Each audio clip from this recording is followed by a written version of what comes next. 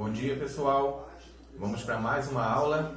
Hoje nós vamos fazer a aula de geografia, tá certo? Então vocês vão assistir aos vídeos que foram linkados e os exercícios do livro que eu vou falar agora.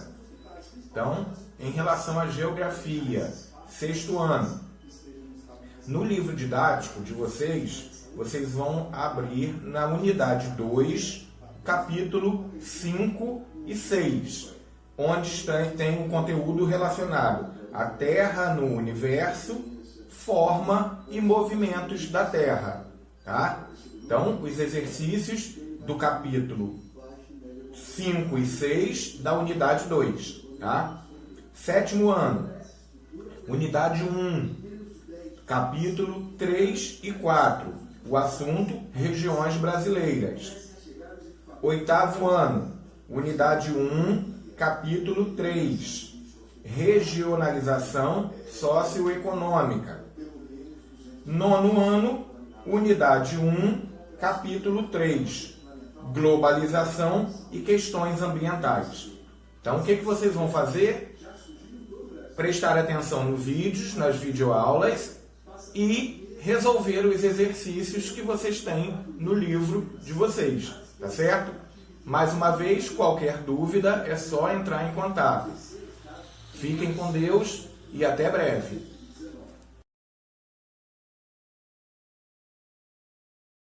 Fala, moçada, beleza? Estamos aqui, mais um início de ano letivo. E nesse início de ano letivo nós vamos fazer uma série de vídeos. E esses vídeos vai servir para vocês aprimorarem ainda mais os conceitos geográficos de vocês. Isso tudo com base nessa nova perspectiva do Enem, que está para ser ou não modificado. Então, nós vamos trabalhar bastante em cima de conceitos, em cima de interpretação. E vamos fortalecer bastante os conceitos geográficos. Nós vamos seguir duas linhas diferenciadas no primeiro momento nessa base. E cada uma das linhas, só para o primeiro bimestre, tem 10 módulos cada uma. Bom, a primeira linha, nós vamos trabalhar com a regionalização do mundo e também com conceitos geopolíticos. E nessa aula de hoje, nós vamos trabalhar os módulos 1 e 2 e vamos entender as diferentes formas de divisão mundial. Ok? Então nós vamos lá. Bom, para começar, a gente precisa entender o espaço mundial. E o espaço mundial ele é muito amplo. Apresenta várias áreas bastante diversas entre si, diferentes povos e nações que utilizam os seus espaços de maneira bastante variada. Vocês podem perceber que tem pessoas que moram no campo, que moram nas cidades, tem pessoas que frequentam as praias, tem pessoas que utilizam o espaço geográfico das várias formas, como vocês podem ver nas imagens. O planeta Terra, o nosso mundo, é onde as pessoas estão localizadas. E o planeta Terra, ou quase toda a superfície do planeta Terra, está dividida em países. Algumas dessas áreas são consideradas habitáveis, como por exemplo as cidades. Outras são consideradas inóspitas, ou seja, não tem assim boas condições de habitabilidade, né? São áreas que não são muito habitáveis, como por exemplo a Antártica e os desertos. Vamos entender um pouquinho sobre a regionalização do mundo, as várias formas de regionalização do mundo. E para isso é necessário a gente analisar alguns pontos. O primeiro ponto é que o mundo é muito grande, é muito heterogêneo, que possui diversas características, não é verdade?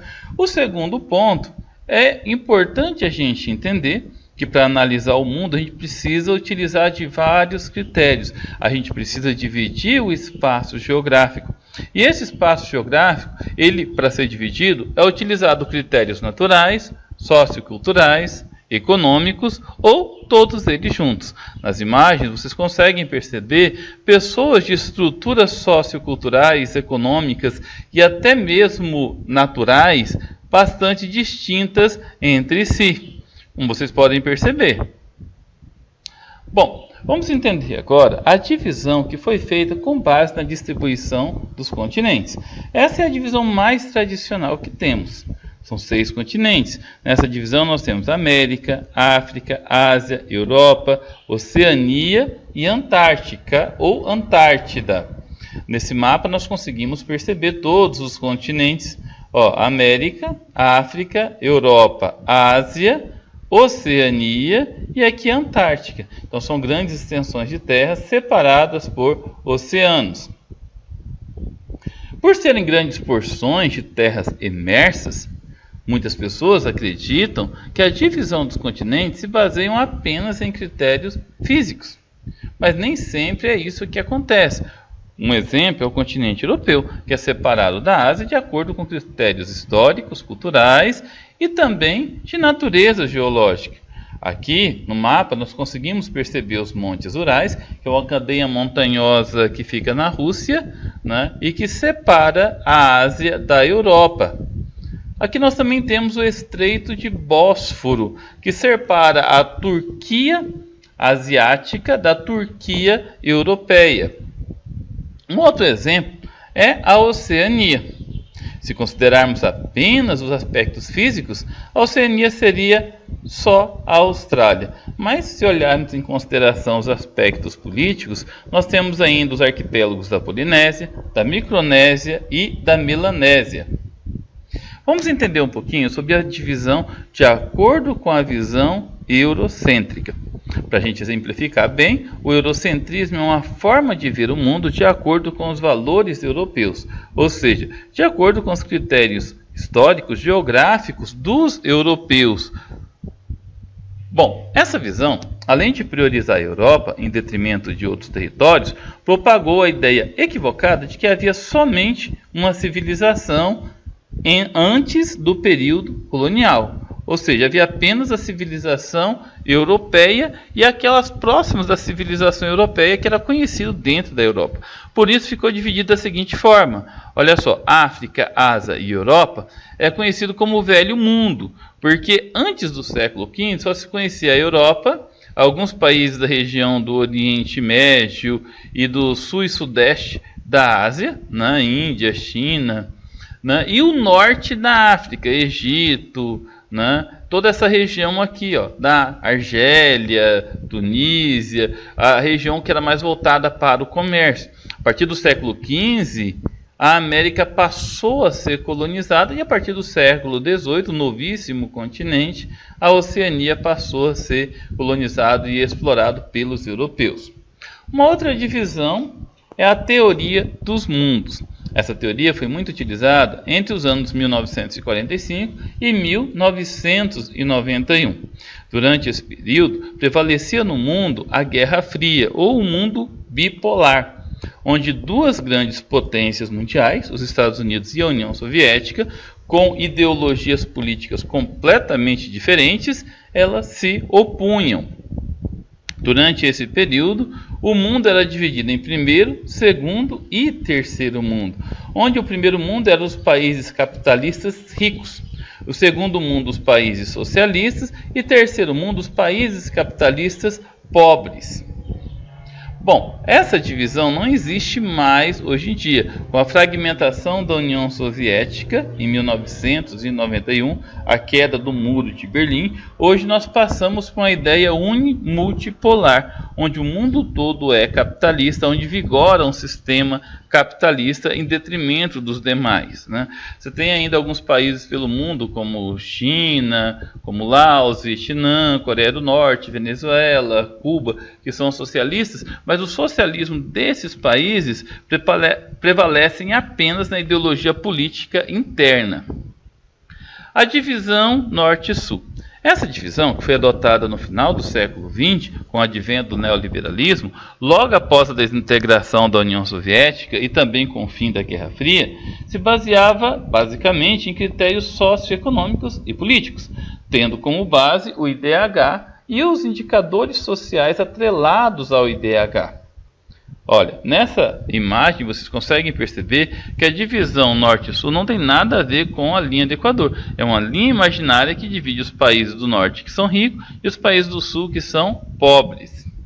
Os países do norte, caracterizados pelos altos indicadores sociais, pelo elevado produto interno bruto. Quando a gente fala altos indicadores sociais, a gente está falando aí boas condições de vida, elevada renda per capita, uma boa estrutura de saúde e assim por diante.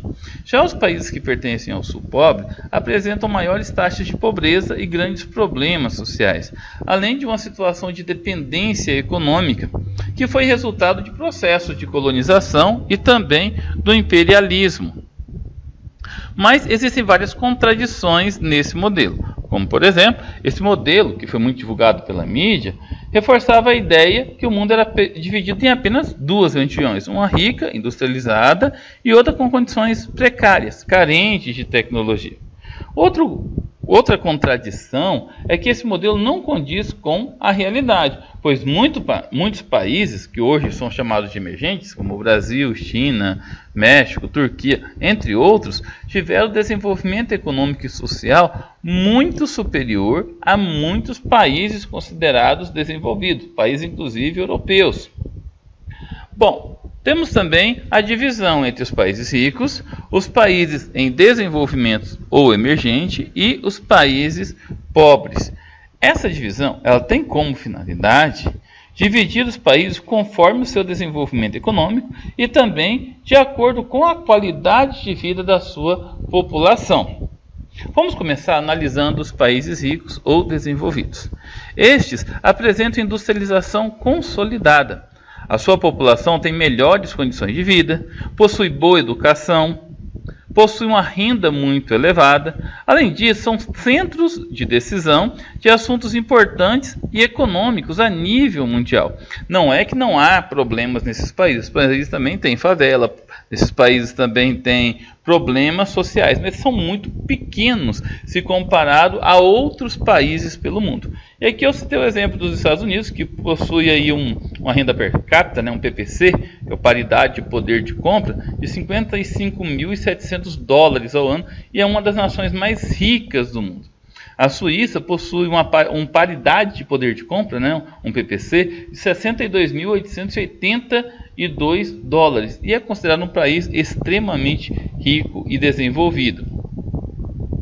Bom, aqui nós temos os principais países ricos e desenvolvidos do mundo: os Estados Unidos, o Canadá, o Japão, a Austrália e os países da Europa Ocidental: Alemanha, França, Reino Unido e Itália. Bom, há ainda os países em desenvolvimento, que são considerados países emergentes ou que estão aí em um desenvolvimento econômico e industrial muito forte. Esses países, eles se caracterizam por ter iniciado o seu processo de industrialização em meados do século XX, mais necessariamente a partir da Segunda Guerra Mundial, apresentando posteriormente um elevado crescimento econômico. Embora exista grande crescimento econômico, ou seja, o PIB é bastante elevado, há ainda grandes desigualdades sociais que precisam ser superadas. Aqui imagens do Brasil, você pode ver condomínios de luxo ao lado de uma favela. Não dá para negar a industrialização chinesa, mas também não dá para negar que lá também tem problemas sociais, também tem pobreza. Então, tanto o Brasil quanto a China são países em desenvolvimento, com industrialização bastante avançada, um PIB muito elevado, mas também com graves problemas de desigualdade social que precisam ser superados. Bom, quais são os principais países emergentes? O Brasil, a China, a Índia, a Rússia, a África do Sul, a Turquia, o México e a Indonésia. E esses 5 primeiros que eu citei, Brasil, China, Rússia, Índia, África do Sul, faz parte de um grande aglomerado econômico que é o BRICS, que nós vamos estudar um pouco mais para frente. Agora nós vamos falar dos países pobres ou subdesenvolvidos. Esses países, eles são caracterizados pela precariedade das condições de vida oferecidas à população, pelo baixo nível de industrialização, pela dependência tecnológica, pelos altos índices de concentração de renda. A maioria desses países se localizam na África, na América Latina e na Ásia, Nós conseguimos observar aqui, pessoal, que esses países possuem indicadores sociais. O que são indicadores sociais? A distribuição de renda, saúde, moradia, educação. Esses indicadores sociais nos países pobres são absurdamente baixos, né? Outra grande característica é que boa parte da moradia, da habitação desses países não tem aí saneamento básico, não tem eletricidade, o esgoto normalmente é a céu aberto. Essa imagem é bastante sugestiva, por sinal.